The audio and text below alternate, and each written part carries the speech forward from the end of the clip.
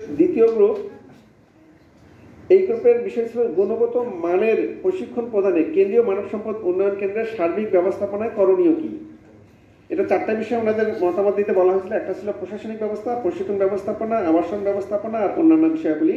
প্রশাসনিক ব্যবস্থাপনায় ওনাদের সুপারিশ হচ্ছে সকল স্তরে জনবল বৃদ্ধি করতে হবে। প্রশাসনের জনবল দুই ভাগে ভাগ করতে হবে, একটা ইন্টারনাল ও আরেকটা এক্সটার্নাল।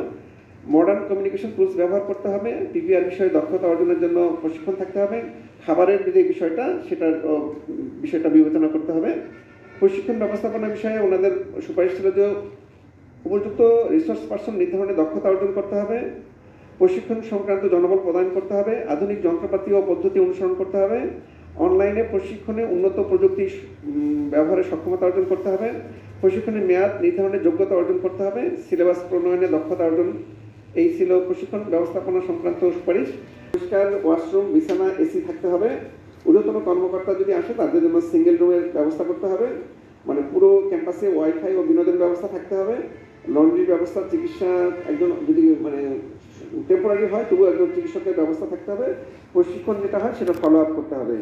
অন্যান্য বিষয়গুলোর মধ্যে ছিল একটা স্যারদের 20 সিটের একটা বাসের ব্যবস্থা করা। সেটা ছিল মানব সম্পদ উন্নয়ন কেন্দ্রকে সেন্টার অফ এক্সিলেন্স প্রতিষ্ঠায় করণীয়।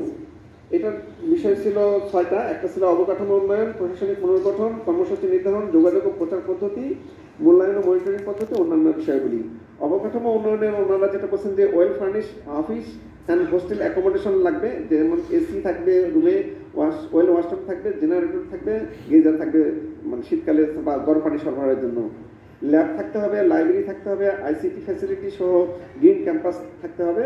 আর পরিষ্কার পরিচ্ছন্নতার উপরে ওনারা গুরুত্ব দিচ্ছেন। প্রশাসনিক পুনর্গঠনে ছিল স্যার বিদ্যমান জনবল কাঠামোর হালনাগাদ করতে হবে।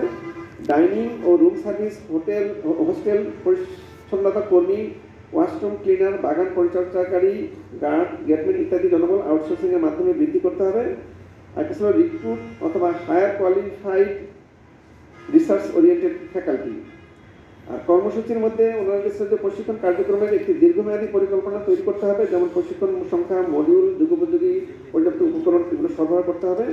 মানে প্রশিক্ষণের সময় ট্যুর বা ফিল্ড ভিজিট রাখতে হবে। চাহিদার আলোকে প্রশিক্ষণ প্রদান করতে হবে।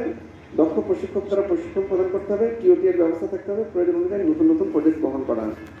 যোগাযোগ ও প্রচার পদ্ধতি ওনাদের সুপারিশ ছিল বাৎসরিক প্রতিবেদন প্রণয়ন, অফিস আদেশ, বিজ্ঞপ্তি, বাৎসরিক ম্যাগাজিন ও স্মরণিকা প্রকাশ করা, সোশ্যাল মিডিয়া প্ল্যাটফর্মে কেন্দ্রের কার্যক্রম প্রচার, টিভিসি ভিডিও ডকুমেন্টারি প্রণয়ন। আর মূল্যায়ন ও মনিটরিং পদ্ধতিতে ওনাদের সুপারিশ ছিল কেন্দ্রের অধ্যক্ষ উপাধ্যক্ষ কর্তৃক কেন্দ্রের কার্যক্রম নিয়মিত সরজমিনে পরিদর্শন, ডাটাবেস তৈরি করে প্রশিক্ষণার্থীদের তালিকা সংগ্রহকরণ। মানে একই প্রশিক্ষণার্থীদের জন্য একই বিষয়ে দুইবার প্রশিক্ষণ না নেয় সেই জন্য ডাটাবেস তৈরি করার জন্য বলছেন ওনারা।